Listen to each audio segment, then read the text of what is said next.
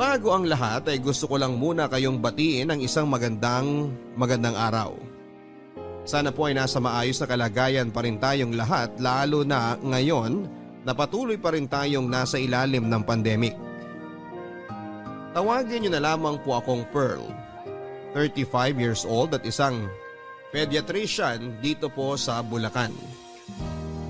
Ipinadala ko po sa inyo ang kwento ko para naman may bahagi ang kakaibang storya ng buhay ko na umikot sa aking nakaraan at sa parehong buhay ng aking kapatid at ng kanyang asawa.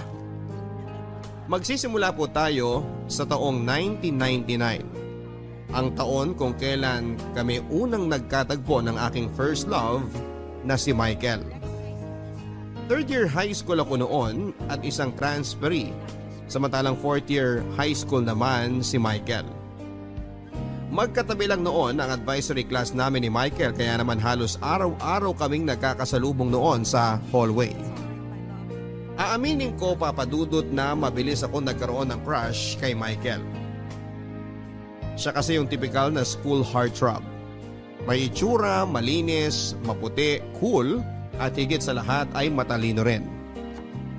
Unang tingin ko pa lang sa kanya ay malalaman mo ng anak mayaman siya. Siya yung tipo ng estudyante na kapag naglalakad siya kasama ng mga kaibigan ay siya ang nasa gitna at sinusundan. Siya ang bida, siya ang leading man. Sa mga kabataang artista ngayon ay mayahalin tulad ko siya kay JD Dumagoso sa GMA. Sa katunayan ay medyo may pagkakahawig din sila ng konti. Papadudot, patapos na noon ang school year nang magsimulang ipakita sa akin ni Michael na natitipuhan din pala niya ako. Naging sentro kami noon ng panunukso at panunudyo, lalo na't pareho rin naman kaming kinikilig tuwing pinapares kaming dalawa ng mga kaklase namin. Hindi nagtagal ay sineryoso na ni Michael ang mga biruan at sinimulan na niya akong ligawan. Papadudot, masyado pa noon akong bata para pumasok sa relasyon. Wala pa akong alam sa mga pag-ibig na yan kaya hindi ko siya noon sinagot. Pero matyaga si Michael. Patuloy pa rin niya akong niligawan hanggang sa napa-oo niya ako.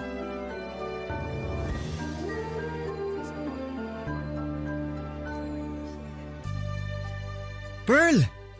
Nandito ka pa pala? Di ka pa uwi? Oh, ikaw pala. Hindi pa. Kailangan pa namin maglinis ng gym para sa Friday Mass bukas eh. Ikaw, ba't di ka pa umuwi? Hinahanap kasi kita. Kanina pa nga ako naghihintay sa classroom niyo eh. Bakit naman? Anong kailangan mo sa akin? May sasabihin sana ako sa'yo. Ano? Next time na lang. Busy ka naman yata. Ano nga? Hindi pa sabihin, nandito ka na nga lang eh. Tara na sa gym. Ihatid na kita. Ano nga yun? Sabihin mo na. Pa-suspense naman to oh. Kanina mo pa ako hinahanap pero ngayong nahanap mo na ako tsaka ka uurong? Iba naman kasi kanina. Kanina parang andali lang sabihin na nasa isip ko. Pero ngayon nandito ka na at kaharap na kita, parang bigla akong kinabahan eh. Ano ba kasi yun? Ba't ka naman kakabahan sa akin? Alam mo ba kung bakit palagi tayong tinutuksong dalawa ng mga kaklase natin? Bakit nga ba? Nagsimula lang naman yung mga tuksuhan dahil sa sinabi mo raw na type mo ko eh. Tama naman sila eh. Totoo yung mga sinasabi nila. Totoong gusto kita. Ako? Gusto mo ako? Patawa ka naman. Paano mo naman ako nagustuhan wala nga akong ibubuga kumpara sa mga seniors na nagkakagusto sa'yo. Sa ikaw ang gusto ko eh. Ano magagawa nila? Ikaw ang gusto ng puso ko. Ikaw ang gustong tingnan ng mga mata ko. Kamay mo ang gustong hawakan ng kamay ko. Ikaw ang gusto kong makausap. Ikaw ang gusto kong makasama. Ikaw ang gusto kong maging girlfriend. Michael, seryoso ba to? Gusto mo talaga akong maging girlfriend? Oo sana, kung papayag ka. Pero... pero kasi... Pero hindi mo ako gusto? Hindi naman sa ganun. Pero... hindi ko alam. Para kasing nakakatakot magka-boyfriend eh. Natatakot ka? Bakit naman? Virgin pa ako. Girlfriend lang naman ang hanap ko. Bakit naman napunta na dyan ang utak mo? Ikaw ha? Basta. Ayoko mabuntis ng maaga, no? Plano ko pa magdoktor. Hindi naman natin kailangan umabot sa puntong yun kung hindi ka pa ready. Dapat lang, masyado pa tayong bata. Ang gusto ko lang naman, maging girlfriend kita.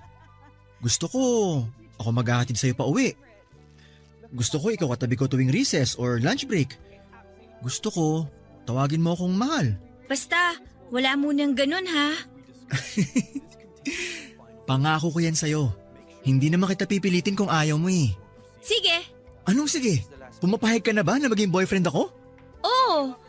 Pero, paano bang gagawin? Wala namang kailangan gawin. Pero simula ngayong araw na to, akin ka na at sa'yo na ako. Tapos mahal na ang tawagan natin para mas sweet. Ganun ba? First time mo lang bang magka-boyfriend? Oo, halata ba? Kitang-kita ko ang takot sa mukha mo eh. Para ka namang nakakita ng hold-upper. Baka sabihin nila, tinatakot kita ha? Hindi naman. Gusto rin naman kita eh. Nung una pa lang kitang nakita, crush na talaga kita eh. Nakakailang girlfriend ka na ba? Mukhang sanay ka na sa panliligaw ah. Pang-ilan na ba ako? Pangatlo? 3? Halos magkaedad lang tayo, nakatatlo ka na? Yoko na, maghiwalay na tayo! Lo, ito naman di na mabiro. Pangalawa ka pa lang. Mahal, antayin mo ako! Si Michael ang may tuturing kong high school sweetheart ko, Papa Dudut. Ang relasyon naming nagsimula sa puppy love ay tumagal at mas tumibay pa hanggang sa pareho kaming makapagtapos ng high school. Sa pagtungtong namin ng college ay doon nasubok ang tatag ng relasyon namin ni Michael. Sa Manila siya nag-aral ng communication arts samantalang ako naman ay mas piniling sa Baguio kumuha ng medicine. Doon po kasi nagtapos ang nanay ko na isa na ngayong cardiologist at gusto kong sundan ang mga yapak niya. Sa pagpili pa lamang ng eskwelahan ay nagkaroon na kami ng kaunting tampuhan ni Michael.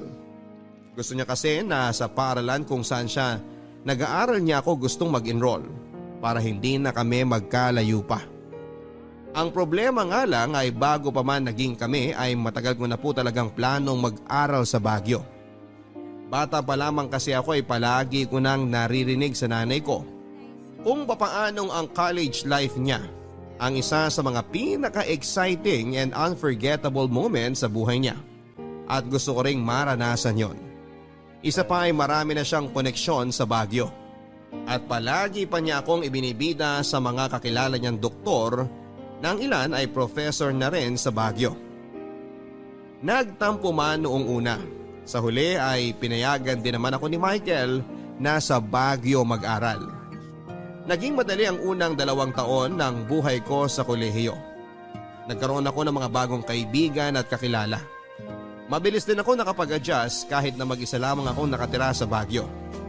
Samantala sa relasyon namin ni Michael, Papa Dudut, ay medyo nahirapan kami sa bagong setup namin. Malimit din kasi ako noong umuwi at halos once a month na lang kami noon kung magkita ni Michael. Hindi naman naglaon ay nasanay din kaming dalawa at agad namang kaming nakagawa ng paraan para maipagpatuloy ang relasyon namin. Kaso nga lang, Papa Dudut, ay hindi biro ang kinuha kong kurso. Kinain nito ang bawat oras at araw ko. Kinailangan nito ng buong atensyon at concentration ko na kapag hindi ko ito sineryoso ay talagang babagsak ako. Doon na po ako nagsimulang mawalan ng oras para kay Michael nang hindi sinasadya. Akala ko noon ay maintindihan niya ang sitwasyon ko.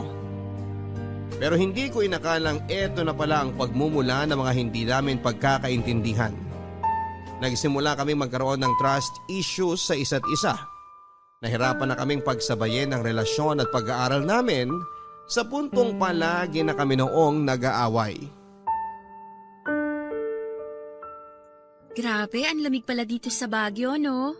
Ano ate, saan tayo mamamasyal mamaya? Gusto ko sanang pumunta sa strawberry farm. Sandali lang, hindi ko matawagan si Michael eh. Bakit? Nag-aaway na naman ba kayo? Nagtatampo na naman ang loko. Di ko daw kasi sinasagot yung tawag. Ba't kasi hindi mo sinagot? Busy nga ako kanina. Nakita mo naman 'di ba? May problema na naman kami ng groupmates ko sa thesis namin. Napansin ko nga. Kulang na nga lang magsabunutan na kayo kanina kasi hindi kayo magkaintindihan. Dapat kasi in-explain mo kay Kuya Michael yung sitwasyon. Alam naman niya Porke kasi nakagraduate na siya, kala niya wala na akong problema sa school. Pinagdaanan din naman niya mga pinagdadaanan ko ngayon kaya hindi ko maintindihan kung bakit hindi niya ako magets. Ano ba kasing gustong mangyari ni Kuya Michael at hindi mo siya mapagbigyan? Gusto kasi niya kapag tumawag siya, kailangan masagot ko kagad. Gusto niya kapag nag-message siya, may reply kagad. Pag nag-good morning siya, kailangan mag-good morning din ako kagad. Hindi niya alam na hindi pa ako natutulog sa dami ng school requirements. Eh di tawagan mo siya ngayon. Ngayon na wala kang ginagawa. Tinatawagan ko na nga, di ba? Ayaw nga sagutin, Baka naman nagsiselos. Kasi may time kang mamasyal kasama ako tapos siya, hindi mo mabigyan ng oras. May mga oras naman ako na available ako tulad ngayon. Kaso nga lang, kapag nangangailangan siya ng atensyon, wrong timing. Mangangamusta kapag busy na ako, tatawag kapag tulog ako. Ano na lang yung gagawin ko, di ba? Siya na nga yung ang sarap-sarap ng buhay kasi graduate na siya tapos ako pa yung kailangan na mag-adjust. Ang harsh mo naman sa kanya. Buti nga sweet pa rin yung jowa mo sa'yo Wala naman sa lugar yung pagiging sweet niya Biruin mo ha, wala na nga kaming kain ng mga groupmates ko para lang makahabol sa deadlines tapos magtatanong siya kung kumain na ba ako. Para nakakainsulto, nakakagigil. Masyado ka kasing sensitive. Yung mga frustrations mo sa school kay Kuya Michael nababaling. Baka feeling kasi niya nababaliwala na siya. Hindi ko nakasalanan yun. Alam niyang priority ko ang pag-aaral ngayon. Mahaba-haba pang lalakbayin ko sa med school kaya kung ngayon pa lang, wala siyang pasensya. Aba, ewan ko kung magtatagal pa kami sa ganitong sitwasyon. Huwag mong sabihin gusto mo nang makipaghiwalay kay Kuya Michael. Actually, pumasok na sa isip ko yan. Kapag hindi siya nagbago, hihiwalayan ko talaga siya. Ate, 5 years na kayo. Makikipaghiwalay ka talaga sa kanya dahil lang makulit siya? Makulit siya kasi nga mahal ka niya. Hindi na healthy ang nasosobrahan sa pagmamahal. Yan talaga ang problema kapag maaga na in love Bakit? Ano namang kinalaman niyan sa problema namin? Siyempre, bata pa kayo nung naging kayo. Tapos after 5 years, nasa maturity stage na kayo. Nag-mature na yung isa, tapos yung isa naman napag-iwanan na. Mas mabilis kasing mag-mature ang mga babae, both physically and mentally. Kaya palaging hindi kayo magkasundo Saan mo naman napulot yan? Magdudoktor ka tapos hindi mo alam yun? Ay, no wonder kaya ka pressured sa school. Hay nako, basta, nagsawa na ako sa kaka-baby kay Michael. Ang dami ko nang ang problema dito tapos dumadagdag pa siya. I-message mo na lang tapos tawagan mo mamaya. Or ako na lang kakausap, gusto mo? Para makalabas na tayo, gutom na ako Ayoko nang kumain ng instant noodles ha. Bakit kasi pumunta ka pa rito? Alam mo namang busy ako, isa ka pa Sabi mo kailangan mo mag-unwind. Sakto long weekend sa school kaya napadpad ako dito. Oo, kailangan ko talagang huminga. Kung hindi ko gagawin yon, mababaliw ako. Mukhang tuyot ka na nga Ayain mo na kasi dito si Kuya Michael para madiligan ka naman. Hoy, yung bunganga mo ha! Joke lang. So ano na? Lalabas ba tayo? O lalabas tayo?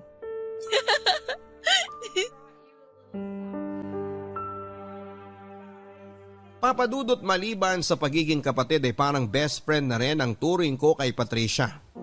Mas matanda ako ng 2 taon kesa sa kanya pero sa aming dalawa ay mas malawak ang pangunawa niya. Kaya naman siya ang palagi kong takbuhan tuwing nagkakaroon ako ng problema. Siya ang pinupuntahan ko kapag nangangailangan ako ng advice o kapag hirap akong makagawa ng desisyon sa buhay. Ibang-iba kasi ang ugali niya kesa sa akin, Papadudot. Open-minded siyang tao at marunong siyang bumasa ng sitwasyon. Matalas din ang bibig kapag alam niyang ako ang may pagkukulang o ako ang nagkasala. Walang preno ang bunganga niya kapag sinimulan na niya akong pangaralan kahit na ako ang ate niya. Sabi nga nila age is just a number dahil kahit 20 anyos na ako noon ay mas mature pa kesa sa akin si Patricia kung mag-isip. Papadudot pagtungtong ko ng senior year ay mas lalo pa akong naging busy sa pag-aaral. Ni hindi ko na noon magawang kumain sa dami ng mga requirements at reviews na kailangan kong gawin. 5 hours na nga lang din ang tulog ko noon kaya aaminin kong nahirapan akong isingit si Michael sa schedule ko. Pressured na ako noon sa school requirements, pressured din ako sa relasyon ko. Muntik na nga akong sumabog noon papadudot dahil hindi ko na alam ang gagawin ko. 3 buwan na rin akong hindi nakakauwi sa bahay noon. Kaya naiintindihan ko rin naman siya kung bakit naghahanap siya ng kaunting atensyon mula sa akin. Dahil kulang ang ibinibigay kong effort sa relasyon namin ni Michael ay siya na mismo ang pumuno ng kakulangang yon. Kasagsagan noon ng final exam namin papadudot nang bigla akong isurpresa ni Michael. Lumuwas siya ng Maynila para siya na mismo ang makipagkita sa akin sa Baguio. Dahil nami-miss na raw niya ako. Ang naging problema nga lang papadudot ay wrong timing lang talaga ang pagdating ni Michael dahil ng mga panahong yon ay mas priority ko ang pagre-review. Hindi ko siya nabigyan ng oras at hindi ko naibigay ang atensyong gusto niyang makuha. Dahil dito ay nagkaroon kami ng matinding awayan. Gawa na rin siguro ng halo-halong emosyon ay sumabog na ako papadudot. At isang desisyon ang nagawa kong nagpabago sa parehong buhay namin ni Michael. Papadudot nakipaghiwalay po ako kay Michael. Punong-puno na po ako noon sa mga reklamo niya na parang batang hindi mabigyan ng candy ng kanyang nanay. Alam naman po nating lahat na ang mga huling taon ng kolehiyo ang isa sa mga pinakakritikal na panahon sa pag-aaral, kaya nawala na po ako ng choice kundi tapusin na lamang ang mahigit 5 taong relasyon naming dalawa. Wala talagang lugar ang pag-ibig noon para sa akin dahil priority ko ang studies ko. Nag-decide akong tapusin ang relasyon namin ni Michael dahil sa halip na maging inspirasyon ay naging pabigat na lamang ito sa pag-aaral ko. Pareho kaming ma-pride ni Michael at hindi niya pinaglaban ang relasyon namin at ako naman ay pinanindigan ko ang naging desisyon ko. Bumalik siya sa Maynila na broken-hearted, alam kong nasaktan siya sa ginawa ko. At maging ako naman noon ay nalungkot din noong hiwalayan ko siya. Pero katulad nga ng sinabi ko ay wala pang lugar ang emosyon na yon sa isip ko dahil sobra pa akong tutok sa pag-aaral noon. Ni hindi ko nga po agad nalaman na lumipad na pala papunta ng Australia si Michael. Weeks pagkatapos ng breakup namin para doon daw mag-move on ayon kay Patricia. Doon kasi nakatira ang nanay niya at ang pangalawang pamilya nito at mabuti na rin yon papadudot para naman pareho kaming makapag-focus sa sarili naming buhay. Sa pagkawala ng problema ko sa pag-ibig papadudot ay tinuong ko ang buong atensyon ko sa pag-aaral. Natapos ko ang bachelor's degree at mabilis na nakapag-apply sa med school kung saan ay inabot ako ng panibagong 4 na taon bago ako naging intern sa isang ospital na 1 pang taon. Sa awa ng Diyos ay nakapasa naman ako sa licensure examination at matapos makuha ang lisensya ay nagpahinga na muna ako ng 1 taon bago ako nagsimula ng residency training para sa pediatrics na inabot naman ng 3 taon. Matapos ang residency ko ay nagtraining muli ako ng 3 taon pa para naman sa fellowship. Papadudot umabot po ng 16 years ang ginawa kong pag-aaral para lamang maging ganap na doktor. Hindi pa kasama rito ang elementary at high school. Sa 16 na taon na yon ay hindi sinasadyang nahiwalay ako sa pamilya ko. Inaamin ko na marami akong nakaligtaan sa buhay ng mga kaibigan at kamag-anak ko. Niwala na nga noong balita kay Michael na 3 years ago ay bumalik na pala ng Pilipinas, maging si Patricia na may boyfriend na pala for 5 years. Para akong bumaba sa bundok at ngayon lang nakapag-update sa mga buhay-buhay ng mga taong malalapit sa akin. Pero ang hindi ko inaasahan sa lahat ay nang biglang ipakilala sa akin ni Patricia ang kanyang boyfriend na matagal na niyang tinatago sa akin. Ay, sa wakas nandito na yung doktora. Sorry, kagagaling ko lang sa ospital. The-grounds pa kasi ako eh. Okay lang. Kade-deliver lang din naman ng mga pagkain. Hindi kayo nagluto?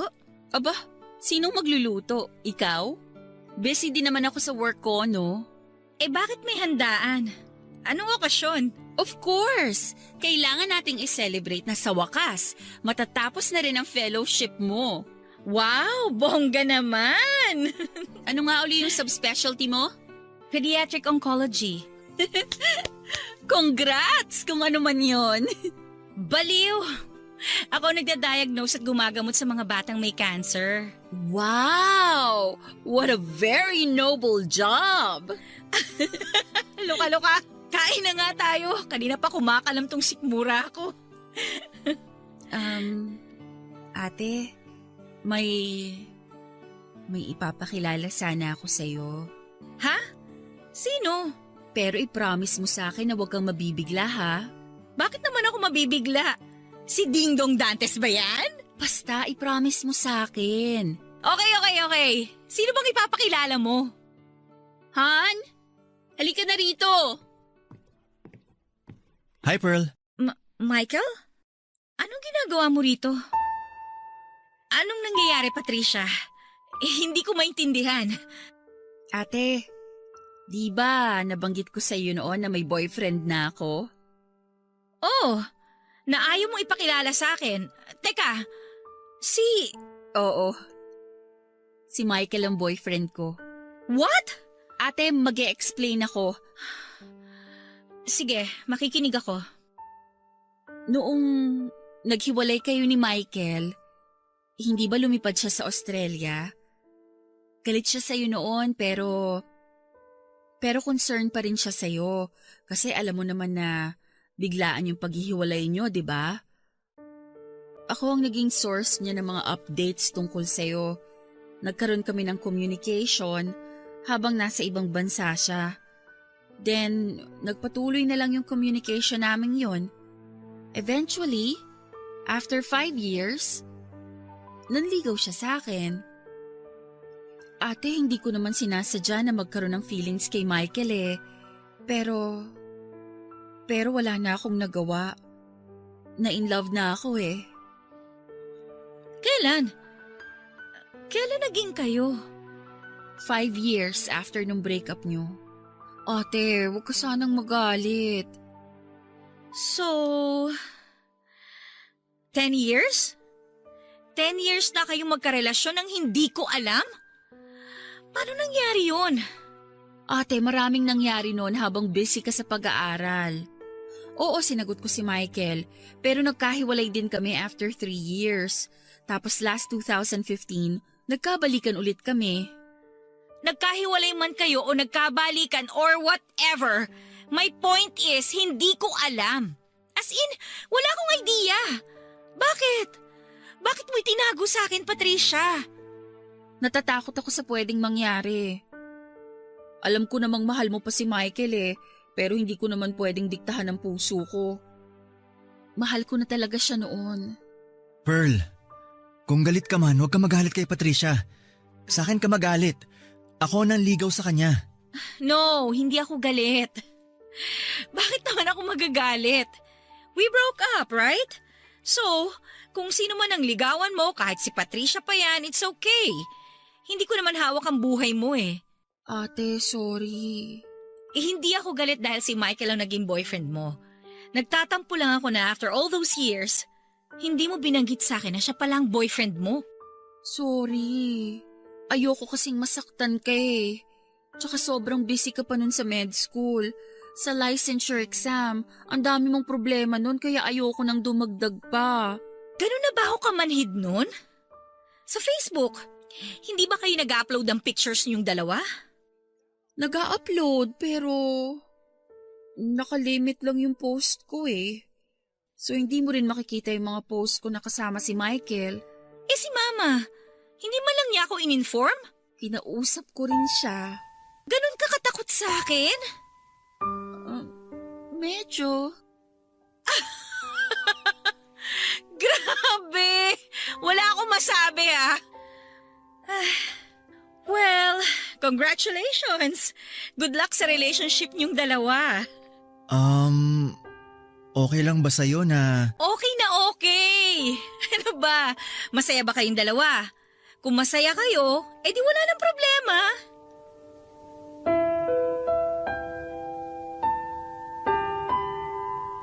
Papadudot sa totoo lang ay sobrang awkward ng muling pagkikita namin ni Michael. Hindi naging maganda ang paghihiwalay naming dalawa, kaya noong muli kaming nagkita ay hindi ko alam kung paano ko pa siya i-approach. Wala kaming naging closure. Ni hindi ko alam kung galit pa ba siya sa akin dahil sa nangyari o kung nakapag-move on na ba siya sa relasyon namin. Wala akong alam. Sobrang daming katanungan ang tumatakbo sa isipan ko noon ng mga panahong yon. Mas lumala pa ang sitwasyon noong malaman kong si Patricia na nga ang bago niyang girlfriend. Sa dami ng babaeng pwedeng ipalit sa akin ay bakit ang kapatid ko pa? At sa dami ng pwedeng i-boyfriend ng kapatid ko ay bakit ang ex ko pa? Pero katulad ng isang supportive na kapatid ay ipinakita ko sa dalawang suporta ko kahit na sa loob-loob ko ay medyo naapektuhan ako, Papa Dudut. Aaminin kong naapektuhan talaga ako nang malaman ko na ang ex-boyfriend ko at ang kaisa-isa kong kapatid ay magkasintahan na pala ngayon. Ilang taon akong nawala ng komunikasyon kay Michael tapos malalaman kong si Patricia na pala ang kinakasama niya. Para po akong nakaramdam ng betrayal kahit na alam ko namang wala dapat akong karapatang makaramdam ng ganong klase ng emosyon. Dahil sa simula pa lang ay ako na ang tumapos sa relasyon naming dalawa ni Michael. Tuwing nagkakasama kaming tatlo ay napaka-awkward ng paligid, Papa Dudut. Alam ko sa sarili ko na may nararamdaman pa rin ako para kay Michael. Pilit ko lang yon tinatago noong kasagsagan ng pag-aaral ko, pero ngayon na available na ang oras ko ay aaminin ko na medyo umaasa rin ako na baka may chance pa na kaming dalawa ni Michael ay magkabalikan. Yun nga lang ay hindi na niya ako nahintay pa. Para hindi na ako masyadong maapektuhan pa ay medyo dumistansya po ako sa kapatid ko. Hindi po talaga ako komportableng makita na sweet silang dalawa ni Michael na para bang walang namagitan sa amin ng boyfriend niya. Sa totoo nga niyan, Papa Dudut, ay medyo umasa pa ako noon na baka hindi rin sila magtatagal pero hindi ko inaasahan na nasa planning stage na pala sila ng pagpapakasal. Sorry na-traffic ako. It's okay. Kararating ko lang naman. Biglaan naman kasi yung tawag mo eh. Bakit mo pala ako gustong makausap? Hihingi sana ako ng pabor sa'yo kung hindi ka busy. Ano bang klaseng pabor? Plano ko sanang sorpresahin si Patricia. Gusto ko na mag-propose sa kanya. Talaga? Oo. Matagal na rin kami magkarelasyon so I think oras na rin para mag-settle down. Tsaka hindi na tayo bumabata. Tama nga naman, pero anong kinalaman ko sa magiging proposal mo?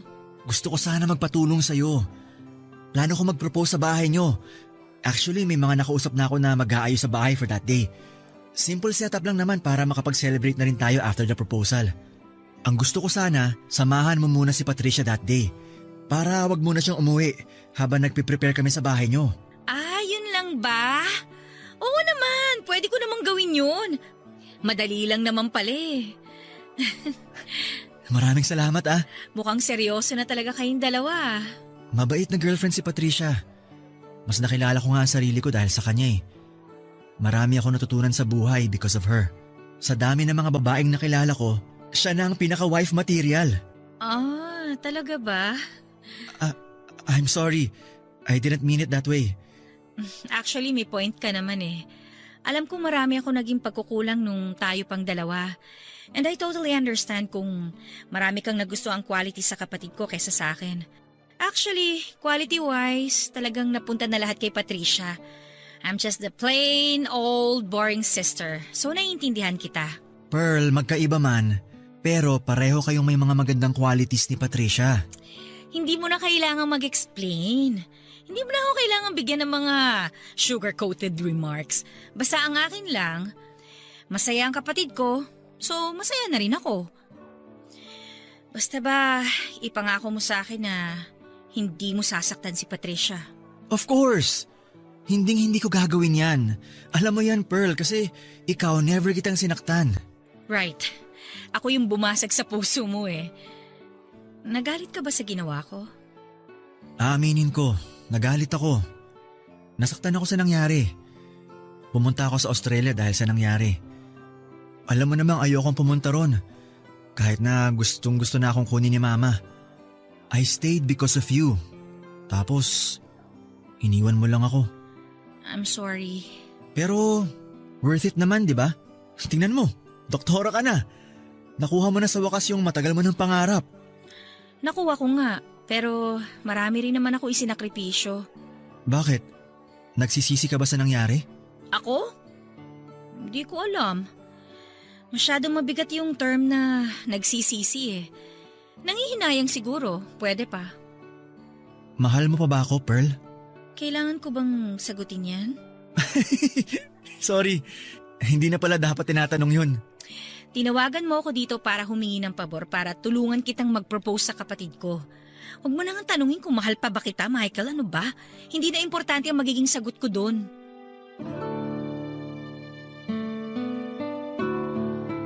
Sa tulong ko, Papa Dudut, ay naging successful ang surprise proposal ni Michael kay Patricia. Magsisinungaling ako kung sasabihin kong hindi ako nakaramdam ng inggit nang makitang masaya na sa isa't isang dalawa. Pumasok din sa isipan ko ang tanong na kung hindi ko kaya hiniwalayan si Michael noon ay sa ganito rin kaya kami hahantong. Sa isang proposal kung saan ay tatanungin din ako ni Michael kung gusto ko ba siyang pakasalan at sasagot naman ako ng oo.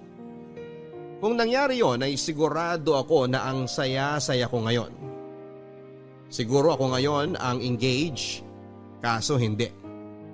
Nandoon ako ng panahong yon sa gilid nakahawak ng cellphone upang kunan ng video ang memorable moment nilang dalawa habang lihim na naiinggit sa pagmamahala ng kapatid ko at ng ex-boyfriend ko. Papa Dudut, maituturing na ba akong masamang tao kung lihim kong hinihiling na sana ay hindi mag-yes ang kapatid ko? Siguro nga dahil pinagkakaitang ko sila ng kasiyahan. Sa sumunod na taon ay nagpakasal na sina Michael at Patricia. Sobrang bongga ng kasal, Papa Dudut, na sa tingin ko ay aabot ng mahigit 1.5 million ang nagastos nila. May kaya kasi ang pamilya ni Michael. Sa Australia nakatira ang nanay niya samantalang may sarili namang negosyo ang tatay niya. Bukod dito ay nagtatrabaho bilang marketing associate si Michael samantalang accountant naman si Patricia. Kaya hindi nakapagtataka kung bakit kaya nilang umupa ng 3 floor ng hotel para sa kasal nila at magkaroon ng malaking reception. Siyempre, Papa Dudut, ako ang tumayong maid of honor ni Patricia. Ayos lang naman sa akin yon dahil nang panahong yon ay medyo tanggap ko na hindi para sa akin si Michael. Kung ano man ang nararamdaman ko sa kanya ay pilit ko na lang itong ibinaon sa limot dahil hindi na para sa akin ang puso niya, kundi pagmamay-ari na ito ng kapatid kong si Patricia. Pagkatapos ng kanilang kasal at 3 weeks na honeymoon sa Italy ay bumukod na sa amin ang bagong kasal. Pareho pa rin kasi kami noong nakatira ni Patricia sa bahay ng magulang namin, kaya nakahinga ako nang lumipat na sila ng tirahan. Kahit doktora na ako noon, Papa Dudut, ay hindi pa ako stable noon kaya huwag niyo akong sisihin kung bakit sa nanay ko pa nakatira. Dahil kalahati ng taon ko ay ginugol ko sa pag-aaral. Anyway, pagkatapos ng 2 taon kung saan ay inaasahan ng magkakaroon ng panganay na anak sina Michael at Patricia, ay isang masamang balita ang natanggap namin mula sa kanila. Hirap palang magbuntis si Patricia. Papa Dudut, bilang kapatid ay trabaho ko ang i-comfort si Patricia sa pinagdadaanan niyang problema. Siguro ay oras na rin para ako naman ang maging sandalan niya na ngayong ko lang na-realize ay hindi niya malimit na ginagawa. Doon ko lang napagtanto, Papa Dudut, na hindi ako ang takbuhan ni Patricia kapag may problema siya. At napansin ko rin na hindi siya gaanong nagsishare masyado sa akin ng problema. Hindi katulad ko na open book ako kay Patricia. Alam niya lahat ng sikreto ko, lahat ng baho ko. Hindi ko alam kung dahil ba masyado akong marupok at dependent. Samantalang independent naman si Patricia at kayang tumayo sa sariling paa ng mag-isa. Matagal na raw nilang alam na mag-asawa ang kondisyon ni Patricia, pero ngayon lang nila ito ipinaalam sa mga malalapit nilang kamag-anak. Nung una ay plano sana nilang magampo ng bata, pero ayon kay Michael ay gusto raw niyang magkaroon ng anak na nanggagaling mismo sa kanilang dugo. Kaya naman sinubukan pa rin nilang bumuo ng anak sa pag-asang makakatanggap sila ng milagro. Pero maila pa rin ang kapalaran sa kanila. Isa sa mga naisip nilang solusyon para magkaroon ng anak ay ang surrogacy, kung saan ay kukuha sila ng isang surrogate mother na magdadala ng kanilang anak. Papadudot, mahal ang bayad ng isang surrogate mother at maliban dito ay mahal din ang procedure. Milyon ang kailangan nilang bayaran para sa compensation, healthcare cost at pati na rin sa mga legal fees. Hindi pa dito kabilang ang ilang pang gastusin na kakailanganin ng surrogate mother. Ang napagkasunduan nila Michael at Patricia para makatipid sa gastusin ay ang gawin akong surrogate mother. Opo, Papadudot. Sa dami ng pwedeng maging surrogate mother ay ako ang napili nilang kumarga ng kanilang magiging anak.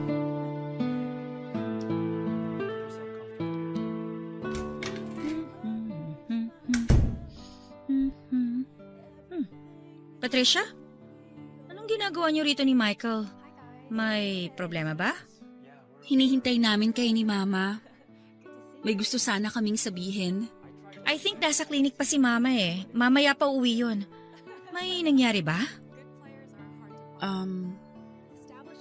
May bad news kami ni Michael eh. Ano nangyari? Kanina pa ba kayo rito? Bakit hindi niyo ako tinawagan? Hinintay ka na namin.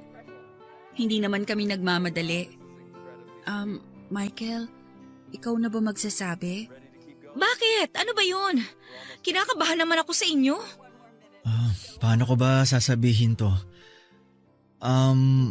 Last year kasi, nalaman namin sa OB ni Patricia na wala raw siyang kakayanang magbuntis. What? Bakit? Paano niyo nalaman na hindi na niya kayang magbuntis? Nagkaroon ako ng miscarriage last year. Masyado raw maliit yung uterus ko para magdala ng baby. Oh my, Patricia! Bakit hindi mo kaagad sinabi sa akin? Hanggang ngayon ba ayaw mo pa rin mag-open up sa akin? Hindi naman sa ganun pero umaasa kasi kami ni Michael na baka magkaroon kami ng swerte. Malay namin, bigla na lang kaming mabiyayaan ng miracle baby. Kaso nga lang hanggang ngayon hindi pa rin kami pinapalad. I'm so sorry. Tanggap ko naman na. Actually, tanggap na namin ni Michael yung kalagayan ko. Tsaka in this day and age naman, marami ng medical procedures na pwede maging option para makabuo pa rin kami ng baby. Oo, tama yan. In vitro fertilization, successful yan. Kailangan nyo lang maghanap ng surrogate mom. Actually, naisip na rin namin yan. Kaso nga lang, masyadong mahal ang surrogacy eh. Alam mo naman, binabawi pa lang namin yung mga nagastos namin sa kasal. Oo anong plano nyo ngayon? Michael, pwede bang maiwan mo muna kami saglit? Gusto ko lang makausap si ate ng mag-isa. Okay, sige. Labas na muna ako. Ate, sobrang tagal naming pinag-isipan to ni Michael. Matagal na talaga naming gustong magkaanak. At ito na lang talaga ang naisip naming solusyon. Sana matulungan mo kami sa problema namin. Ano bang may tutulong ko? Sabihin mo na lang sa akin. Gagawin ko lahat para makatulong lang ako. Gusto sana namin na ikaw ang maging surrogate mother na magiging anak namin. Ako? Wait lang ha. Tama ba yung narinig ko? Ako ang gagawin yung surrogate? Sana. Ate, doktor ka. Alam na alam mo kung gaano kamahal ang surrogacy. Kaya napag-usapan namin ni Michael na malaki ang maitutulong mo sa magagastos namin kapag ikaw ang tatayong surrogate mother ng baby namin. Kapag pumayag ka, hindi na namin kailangang umupa ng surrogate mother. Sandali lang Patricia ha, kasi masyadong masyadong malaki tong hinihingi ninyong pabor sa akin eh. Alam kong mahirap para sa'yo tong hinihingi naming pabor. Pero sana naman ate, mapagbigyan mo kami. Mahirap talaga. Mahirap, Patricia. Hindi pa ako handang magkaroon ng baby sa loob ng tiyan ko. Sige na ate. Para sa akin naman to eh. Huwag ka namang maging selfish. Selfish? Kapag ba tumanggi ako sa gusto ninyo, magiging selfish na ako? Bakit? Wala na ba akong karapatang magdesisyon para sa sarili kong katawan? Sana naman naisip mo rin ako. Ako na walang kakayahang magkaanak, ate. Sorry talaga, pero... Huwag mo nang ituloy ang sasabihin mo. Gets ko na. Patricia, sandali lang naman. Bakit pa nga ba ako humingi ng tulong sa'yo? Alam ko naman sa simula pa lang ganito ang mangyayari. Ano bang ibig sabihin yan? Patricia, sandali lang! Ate, tuwing nangangailangan ka ng tulong, ako ang lagi mong tinatakbuhan. Nandyan ako palagi kapag hindi mo alam ang ginagawa mo. Ngayong ako naman ang nangangailangan ng tulong, hindi mo ako matutulungan? Tapos nagtataka ka kung bakit nagtatago ako ng sikreto sa'yo? Ngayon alam mo na ang sagot. Patricia!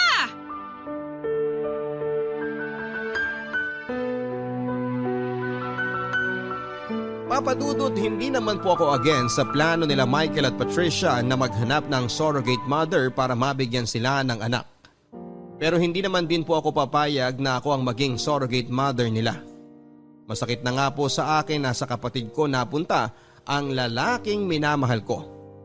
Ako pang tumayo nilang maid of honor tapos gusto pa nila ako ngayon na ako ang magdadala ng magiging anak nila. Tumanggi po ako, Papa Dudut, sa hinihiling na pabor sa akin ni Patricia. Never pang pumasok sa isipan ko ang maging isang ina. Not to mention ang mga anak ng hindi naman magiging akin. Hindi basta-basta ang hinihiling sa akin nila Michael at Patricia. Nangangailangan ito ng matinding paghahanda mentally, physically at maging emotionally, kaya hindi po ako pumayag. Dahil sa ginawa kong pagtanggi, Papa Dudut, ay ako ang lumalabas na masama, hindi lang sa mga mata nila Patricia kundi maging sa mga kamag-anak ko. Para bang ako ang naging kontrabida sa buhay nila dahil ako ang naging dahilan kung bakit hindi nila makuha ang kaligayahang kanilang inaasam. At dahil sa nangyari ay nagkaroon ng lamat ang relasyon namin ni Patricia. Ilang buwan din kaming hindi nag-usap. Sa bawat paglapit ko sa kanya ay lumalayo siya. Wala naman akong karapatang magreklamo dahil ang lahat ng simpatya ay na kay Patricia. Pakaramdam ko noon ng mga panahong yon ay tila ba wala akong kakampi. Ni hindi ko mailabas ang hinanakit ko. Hindi ko maintindihan kung bakit parang hindi nila makuha ang punto ko. Ni hindi man lang nila maintindihan ang nararamdaman ko. Sa puntong yon, Papa Dudut, ay pinagsawalang bahala ko na lamang ang emosyon ko. At sa huli pumayag na lamang akong maging surrogate mother ng magiging anak nila Patricia at ni Michael.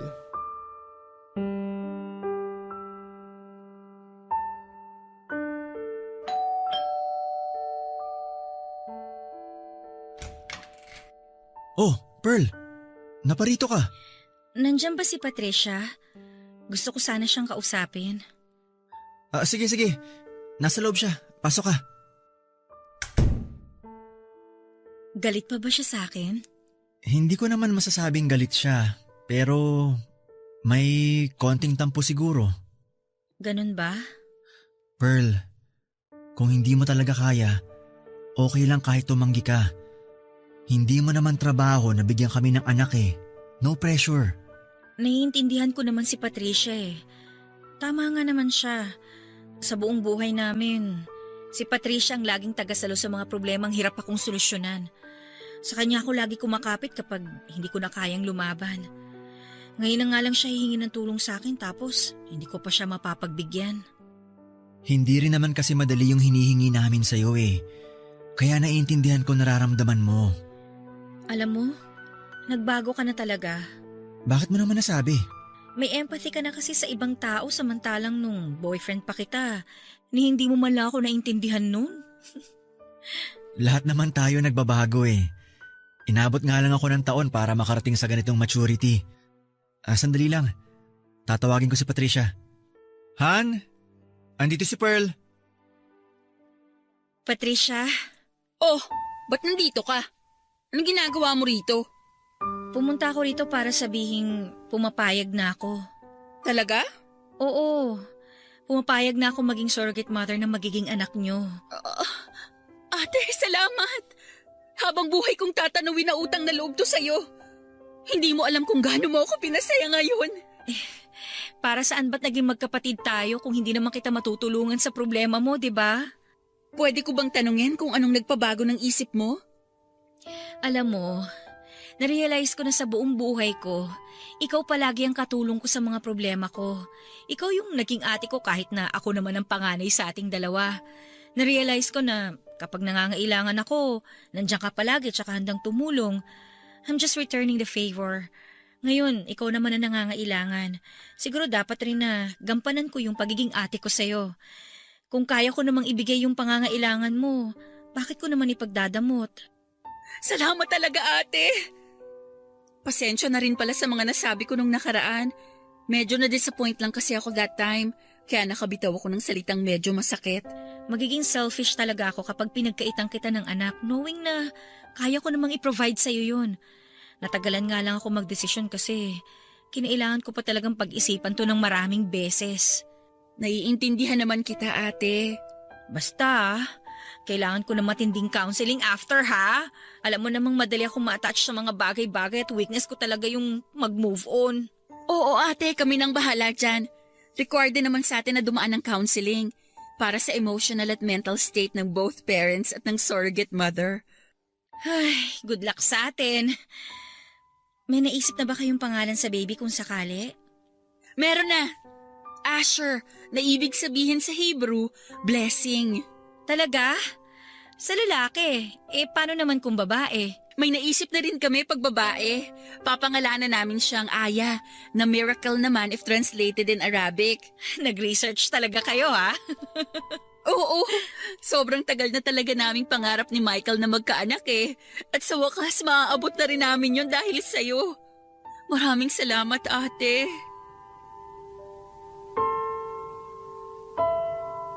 Papa Dudut, gestational carrier po ang naging tawag sa akin. Hindi po traditional surrogacy ang nangyari sa akin dahil manggagaling sa ibang tawang cells na bubuo ng bata. Ako lang po ang magdadala nito. Ang egg cell ni Patricia at sperm cell ni Michael ay sumailalim muna sa vitro infertilization para makabuo ng embryo na siya namang ipapasok sa sinapupunan ko para ako magdala sa baby ng 9 na buwan at magluwal nito. Inabot ng 10 weeks bago nagkaroon ng heartbeat ng bata hanggang sa naging matagumpay na nga ang surrogacy. Papadudot, hindi ko noon lubos maisip na nabuntis ako at hindi sa akin ang bata. Sa matagumpay na pagbubuntis ko, Papadudot, ay sobra-sobrang pag-aalaga ang ginawa sa akin nina Michael at Patricia. Halos araw-araw pa sila noon kung dumalaw sa bahay upang mabantayan ang kalagayan ko. Para akong pasyente na oras-oras ay hinihinga ng update. Dahil doon ay naging malapit muli ang loob namin ni Patricia na siyang pinagpapasalamat ko. Ang hindi ko po inaasahan ay ganoon din pala ang mangyayari kay Michael at naging malapit din siya sa akin. Sa katunayan nga, Papadudot, ay mas hands-on pa siya kumpara kay Patricia.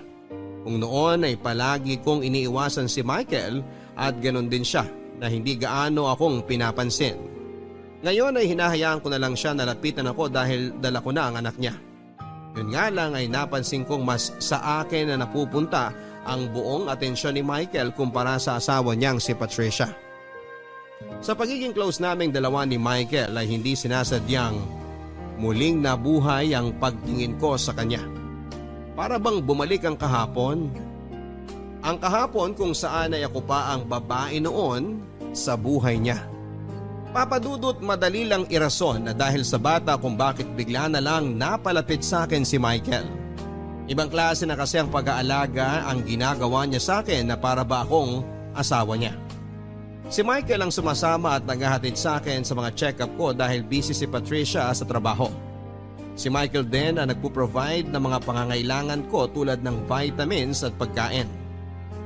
Noong nag-crave nga ako ng strawberry ay kung saan-saan siya naghanap para lamang maibigay sa akin ito kahit na hindi naman strawberry season noon. Ipinagluluto rin niya ako ng mga ulam para raw hindi puro fast food ang kinakain ko dahil baka makasama yon para sa baby. Bago pumasok sa kanyang trabaho ay dinadaanan pa niya ako para ipagluto ako ng breakfast at samahan sa paglalakad-lakad. Nang mga panahong yon, Papadudot, ay nakaramdam na ako na parabang ako na ang asawa ni Michael at hindi si Patricia. Aaminin ko na nagustuhan ko ang isiping yon. Hindi ko alam kung dahil ba sa hormonal changes, pero ang mga itinago kong emosyon para kay Michael ay bigla na lang nabuhay. Ang mga naramdaman ko para sa kanya noon ay bigla na lang lumutang na para bang kailan lang noong dalawa pa kami ang nagkakasama. Bigla kong na-miss ang pagiging sweet niya sa akin, ang pagiging maalaga niya at pagiging gentleman. Sa pagkakataong yon, Papa Dudut, ay doon ko pinagsisihan na pinakawalan ko ang isang tulad ni Michael. Hindi ko inakala na sobrang laki ng pinagbago niya. Mature na siya at hindi tulad noon na parabang batang excited na makakuha ng atensyon. Ngayon ay ako naman ang parang batang umaasa na sana kami na lang muli. Na sana ibalikan na lang niya ako. Kahit na alam kong hindi na mangyayari yon. Papa Dudut, maniwala kayo sa akin. Sinubukan kong pigilan ang nararamdaman ko kay Michael. Pinilit kong itinago ang nararamdaman ko sa kanya. Pero paano ko magagawa yon kung araw-araw ko siyang nakikita? Kung bawat oras ay nakakatanggap ako ng text message sa kanya para tanungin kung maayos ba ang sitwasyon ko o kung kailangan ko ng tulong. Papa Dudut, nang mapansin kong masyado nang lumalala ang nararamdaman ko kay Michael ay ako na mismo ang kumausap sa kanya. Kahit papaano ay ayoko rin namang makagawa pa kaming dalawa ng kasalanan at masaktan ang kapatid ko nang hindi sinasadya.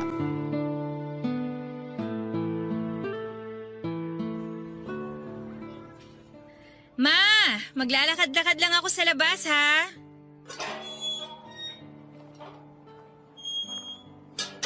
Pearl! Good morning! Michael? Ano ginagawa mo rito? Ang aga pa. Nag-grocery ako kahapon eh. Naparami ako ng bili ng prutas. Naisip ko na idaan na lang sa itong iba bago ako pumasok sa trabaho. Nagabala ka pa? Hindi mo na kailangan gawin to. Kaya ko naman ng sarili ko eh. Siyempre, ginagawan mo kami ng pabor eh. Dapat lang na alagaan ka namin. Michael, doktor ako. Alam ko na ang ginagawa ko. Medyo obsessed ka na yata sa pagbabantay sa akin ah. Kahit na. First time mo lang magbuntis. Kaya alam kong first time mo lang din na-experience ang lahat ng yan ngayon. Hindi porket alam mo na sa libro alam mo na rin sa totoong buhay. Iba pa rin yung mga natututunan natin based on experience. Ay, teka, saan ka pala pupunta? May lakad ka ba? Maglalakad-lakad lang sana ako ngayong hindi pa masyadong mataas yung araw. Exercise na rin, baka mamaya bigla akong isisaryan eh. Kaya pala kahit buntis ka na, ang ganda pa rin ng hubog ng katawan mo. Mas lalo kang gumaganda eh. Sus, binola mo pa ako. Nako, 4 na buwan na lang, ipapanganak mo na si Baby Asher. Excited na kami ni Patricia. Ako rin naman excited na. Hindi ka ba natatakot o kinakabahan? Syempre may konting ka ba? Di naman birong mga anak no? Sabi nga nila ang mga nanay daw, nasa hukay ang isang paa tuwing manganganak. Kaya nga ginagawa ko lahat para maging healthy si baby tsaka maging successful yung delivery ko eh. Gusto mo bang samahan kitang maglakad? Akala ko ba papunta ka na sa trabaho? Maaga pa naman eh. Wala pang tao sa opisina ngayon. O sige, para may kausap din ako. May gusto rin sana akong sabihin sa'yo eh. Ano yun? Napapansin ko kasi na sobra-sobra na yung binibigay mong atensyon sa akin. Mas marami pa yatang oras ang naibibigay mo sa akin kumpara sa asawa mo eh. Natural lang yun. Kasi 'di ba, promise nga namin ni Patricia na kami na ang bahala sa'yo. Pero hindi na normal ang nangyayari. Kung ituring mo ko, parang ako na ang asawa mo eh. Kailan ba naging normal ang sitwasyon natin? Dala-dala mo ang anak ng kapatid mo. Doon pa lang, hindi na normal ang nangyayari sa atin. Ang akin lang naman, sana wag mong hatiin ang atensyon mo kay Patricia para lang sa akin. Maiintindihan naman niya siguro yun. Pero ako hindi.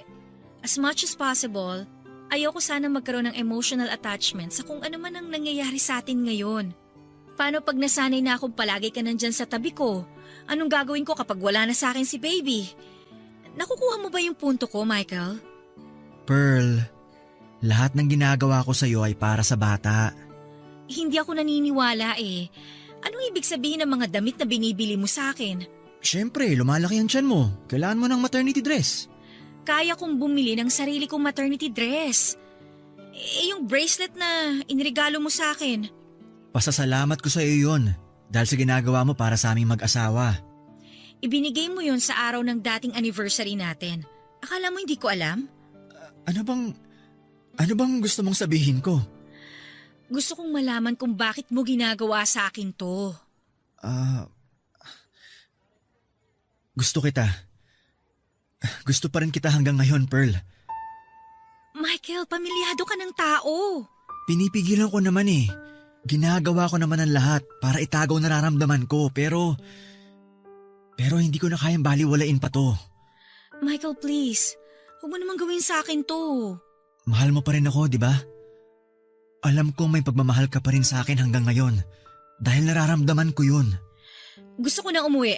May iwan na kita rito ah. Pearl!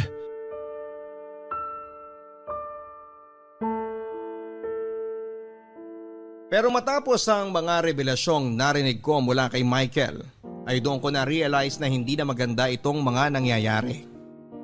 May gusto pa rin ako kay Michael at ganon din siya na may gusto pa rin pala sa akin. Ang problema ay kasal na siya sa kapatid ko at higit sa lahat ay ako ang may dala sa anak nila. Sobrang gulo ng buhay namin ng mga panahong yon, Papa Dudut. Buntis ako at hindi ko rin makontrol ang mga lumalabas na emosyon ko noon. Hirap man ay pinilit kong maging profesional. Pinaghiwalay ko ang trabaho ko bilang surrogate mother at ang emosyong nararamdaman ko para kay Michael. Mabilis na lumipas ang 9 na buwan at matagumpay kong naipanganak ang panganay na anak nila Michael at Patricia. Papadudot, nang mawala sa akin si Asher ay aaminin kong nagkaroon ako ng attachment issues. Nung una ay hindi ko naman talaga itinuturing na anak si Asher dahil technically ay hindi ko naman talaga siya anak. Pero nang kunin na sa akin ng bata ay para bang nagkaroon ako ng separation anxiety. Kahit na papaano, sa 9 na buwang pinagdaanan namin ni Baby Asher ay na-attach na rin ako sa kanya. Kaya masakit din na mawala siya sa akin. Pero katulad nga ng napag-usapan at ang mga pinirmahang legal documents ay hindi sa akin si Asher, kaya wala akong karapatan sa bata. At dahil sa nangyari, Papa Dudut, ay nagpakalayo-layo na muna ako para makapag-move on. Kumuha ako ng sarili kong apartment para makalayo mula sa pamilya ni Michael. Malaking tulong na rin ito sa akin para maalis ko na rin ang muling nabuo na pagmamahal ko para sa asawa ng kapatid ko. Nag-focus na lamang ako sa trabaho at pansamantalang dumistansya mula sa pamilya ko. Ang kaso, Papa Dudut, ay ang tukso mismo ang lumalapit sa akin.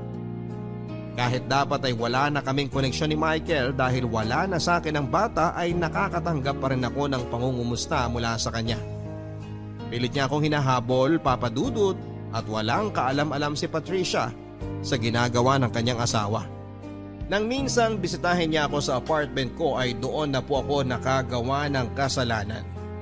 Hindi na po ako nakaiwas sa tukso. Nagpaubaya na lamang kami sa dikta ng mga puso naming naghiwalay mahigit 1 dekada na ang nakakalipas. Nang gabi pong yon ay may nangyari sa pagitan namin ni Michael.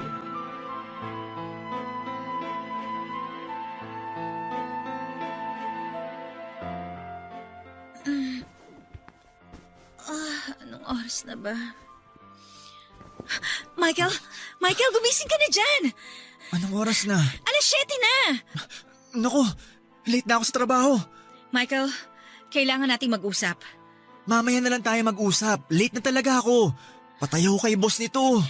Tinawagan ako ni Patricia kanina. Anong sinabi? Binanggit mo ba na magkasama tayo? Gusto mo bang patayin tayo ng kapatid ko? Hindi ako hibang para sabihin na nandito ka ngayon sa apartment ko. Bakit siya tumawag? Hinahanap ka niya. Hindi ka ba nagpaalam sa kanya? Ano ka ba naman, Michael? Anong ipapaalam ko sa kanya? Na pupuntahan kita? Sana naman nagrason ka na lang ng iba para hindi siya mag-alala. Sige. Alam ko na ngayon ang gagawin sa susunod. Anong susunod? Wala nang susunod. Itigil na natin to. Mali tong ginagawa natin, Michael eh. Kasalanan tong ginagawa natin. Kasalanan ba natin na sundin ang gusto ng puso natin? Matagal nang tapos yung kwento natin. Simula nung pinakasalan mo si Patricia, pinatid mo na ang koneksyon nating dalawa. Wala na tayong karapatan sa isa't isa. Pero mahal pa rin kita. Kung ganon, bakit mo niligawan si Patricia?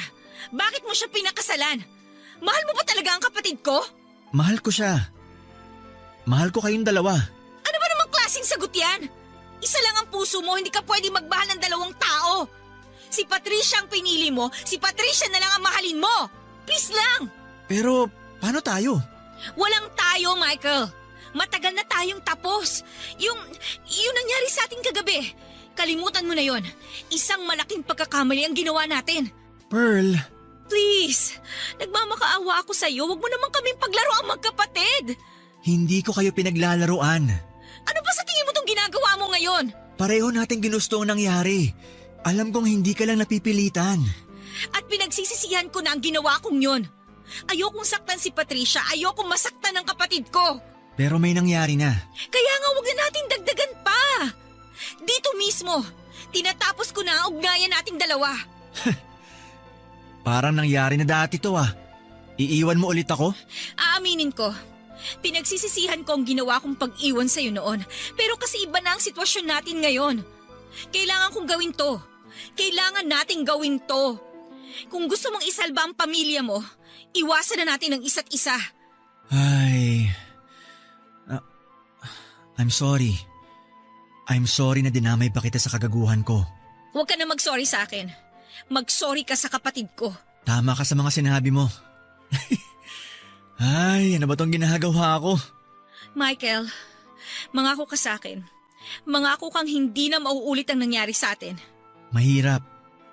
Pero magtiwala ka sa akin. Hindi na mauulit to. Ano na ngayon ang gagawin mo? Hindi ko alam. Wala na akong mukhang maihaharap kay Patricia. Siguro magpapakalayo-layo na lang muna ako. Michael, please, huwag mong lolokohin ang kapatid ko. Nagawa ko lang naman yun dahil may nakaraan tayo eh. Hindi ko magagawang lokohin si Patricia. Magtiwala ka sa akin. Hindi ko magagawang mambabae. Katulad ng sinabi ko sa'yo, mahal ko si Patricia. Siguro, nalito lang ang puso ko simula nung naging close ulit tayo dahil kay Baby Asher. May tiwala ako sa'yo, Michael. Alagaan mo ang asawa at anak mo. Kalimutan na natin ang lahat. Ibaon na lang natin sa limot ang nangyari. Tanggapin na lang natin na hindi talaga tayo para sa isa't isa. Papadudot mabilis din naman akong nagising sa katotohanan. Nang mahimasmasan ay agad akong ginupo ng konsensya. Agad akong sinampal ng common sense ko na mali ang ginawa ko. Na mali ang ginagawa namin ni Michael. Pareho kaming nagtaksil sa mismong kapatid ko at sa halip na kampihan ko si Patricia, ayoko pa ang lumapastangan sa kanya. Kahit na kami ni Michael ang naunang nagkarelasyon, si Patricia na ang nagmamay-ari sa puso ni Michael dahil ito ang sinumpaan nilang pareho sa harap ng Diyos. Nagalit ako sa sarili ko, Papadudut, dahil hindi ko nalabanan ang bugso ng damdamin. Siguro ay walang maniniwala kung sasabihin kong hindi ko sinasadya ang mga nangyari. Nadala lamang ako ng emosyon kaya ko po nagawa yon at hanggang ngayon ay pinagsisisihan ko pa rin ang mga nangyari. Bago pa man kami maghiwalay ni Michael ay kinausap ko na siya ng masinsinan. Sinabi ko sa kanya na maling-mali ang ginagawa naming pareho. Kapatid ko si Patricia at ayaw kong masaktan siya. Kaya kung ano man ang nararamdaman namin ni Michael sa isa't isa ay kailangan na naming itapon ang lahat ng yon dahil parte na lamang ito ng nakaraan. Nakiusap ako kay Michael na itigil na ang ginagawa niya. Nakiusap ako na huwag na niyang lolokohin si Patricia lalo na't may anak na sila. Papadudot na ngako kami ni Michael sa isa't isa na hanggang doon na lamang kami. Doon mismo ay sinara na namin ang pintuan ng bawat isa. Nang sa gayon ay hindi na madagdagan pa ang kasalanang nagawa namin. Sa mga sumunod na buwan ay pinasok na ng COVID-19 ang Pilipinas dahilan para magkaroon ng total lockdown sa buong bansa. Malaki ang naitulong nito, Papadudot, para makalayo ako kay Michael. Sa pagdami ng kaso ng virus sa bansa ay ginugol ko ang bawat oras ko sa mga batang tinatamaan ng nasabing sakit. In a way ay eto na rin ang naging rason ko kung bakit unti-unti ring nawala sa puso't isipan ko si Michael, hindi kalaunan. Sa ngayon, Papadudot, ay kontento na ako sa buhay ko. Mahirap ang pinagdadaanan natin sa kasalukuyan pero masaya ako. na nakakatulong ako sa mga batang nangangailangan ng atensyon. Malaki ang pasasalamat ko sa Panginoon na lahat ng naging COVID patients ko ay nakasurvive naman sa naturang sakit. Wala na akong balita pa kay Michael dahil hindi ko na pinapansin ang bawat messages niya na dumarating sa akin. Paminsan-minsan ay nakikibalita naman ako kay Patricia kung kumusta na si Asher. Hanggang ngayon ay wala pang kaalam-alam si Patricia sa mga nangyari sa aming dalawa ni Michael at wala kaming planong ipaalam ito sa kanya. Dadalhin na lang namin ang sekretong yon hanggang sa huli naming hantungan. Ito po ang dahilan kung bakit ako sumulat sa inyo, Papa Dudut, dahil wala na akong iba pang maaaring mapagkwentuhan ng mga nangyari, kundi ang inyong programa na lamang. May mga ibang pangyayari, pangalan at lugar na nabago at ipinapangako ko sa inyo na hanggang doon na lamang ang naging kwento namin ni Michael. Maraming salamat po sa pagkakataong ito at sana ay merong napulot na aral ang ating mga kabarangay sa kakaibang kwento ng buhay ko. Gagamitin ko rin po ang pagkakataong ito para sabihin sa mga listeners ng Barangay Love Stories na nasa pandemya pa rin tayo at sana ay patuloy pa rin tayo sa pagsunod sa mga safety protocols. At sana rin po ay magpabakuna na tayo para matalo na natin ang sakit na ito. Yan lamang po at maraming salamat. Ang inyong forever kapuso at kabarangay, Pearl. Maraming salamat, Pearl, sa pagbabahagi ng kwento ng iyong buhay, pag-ibig at pag-asa dito sa Barangay Love Stories. Kahit saang anggulo naman natin tignan ay masama talaga ang pakikiapid. Yan ang ika-6 na utos ng Diyos. Kaya naman sumasang-ayon ako sa iyong desisyon na humiwalay ka na kay Michael. Mga kabarangay, mahirap talaga kapag puso ang palaging pinapairal. Kailangan kapag gumagawa tayo ng isang desisyon ay gamitin din natin minsan ang utak natin para maiwasan ang dilubyong darating. Kung sakali mang mali pala ang isinisigaw ng puso natin, tandaan natin na ang pagsisisi ay